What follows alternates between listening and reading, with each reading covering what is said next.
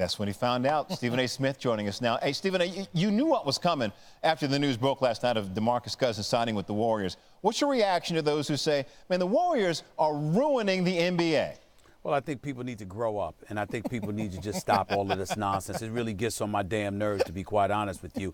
Listen, Boogie Cousins is not going to be available probably until April or May. He's going to have to work off the rust, and then even then, he's going to be in the Warriors lineup, and he's going to be the fourth option at best. And so when we understand that, we recognize the potency of the Golden State Warriors, but they were going to be potent with or without them. I'm not trying to say that he doesn't help them, but this is a guy that averaged 25, 13, and 5 last season, okay, as the number 1 or number 1A option. He's going to be a fourth option in Golden State. You got to take those things into consideration. And more importantly, you got to be about embracing the challenges, understanding that the Warriors is going to be incumbent upon them to figure out what role he can play and how he can play it in their system to such a degree that he doesn't grow frustrated or turned off by what's transpiring. You could say a lot of things when nobody's picked up the phone to call you and you're looking for a contract. But once you have that contract and you're in tow and you're anxious to get out there because you're a free agent, you're going to be a free agent next summer, and you're anxious to remind everybody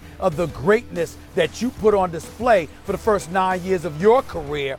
If you're inhibited from doing so because 3 other individuals on the squad are bigger options than you, who knows what kind of negative impact that could have. So people need to stop whining and crying and go out there hell-bent on competing, because true champions are ones who want to knock off champions so they can validate their own greatness, as opposed to whining about the level of competition that they got to go up against. Well, all right then. Let's go back down south to Los Angeles for a second. We've heard that LeBron is willing to be patient with the Lakers front office, but James is 33, turning 34 in December. Winning soon would be preferred, I'm sure.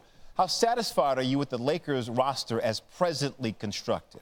Not very satisfied. I'm happy that they still held on to Kyle Kuzma rather than give in to the San Antonio's demands, which I have heard were Kuzma, Brandon Ingram, Josh Hart, and about 3 first-round picks. Certainly, LA would have been foolish to do that, assuming those things are true. But in the end, what it comes down to is that Rondo can ball. He elevates his level of play in the postseason, but he's no shooter. Lance Stevenson is an enigmatic individual who shows up in big moments from time to time, but I'm not dependent on him either. Don't get me started with JaVale McGee. The only thing I'm looking forward to seeing when it comes to him is Shaq and the fool. So the bottom line is, when you look at it from that perspective, there's some huge question marks. The Lakers are on the phone presently trying to get a shooter. They were hoping to get their hands on J.J. Redick. That did not work out because he re-signed with Philadelphia. Who knows who they're going to get in tow as a shooter. The pressure's not on LeBron to win this year, because no matter who you had, you were not going to be the favorite over Golden State. But they do recognize the priority of getting Kawhi Leonard, especially since you're not going to get Paul George.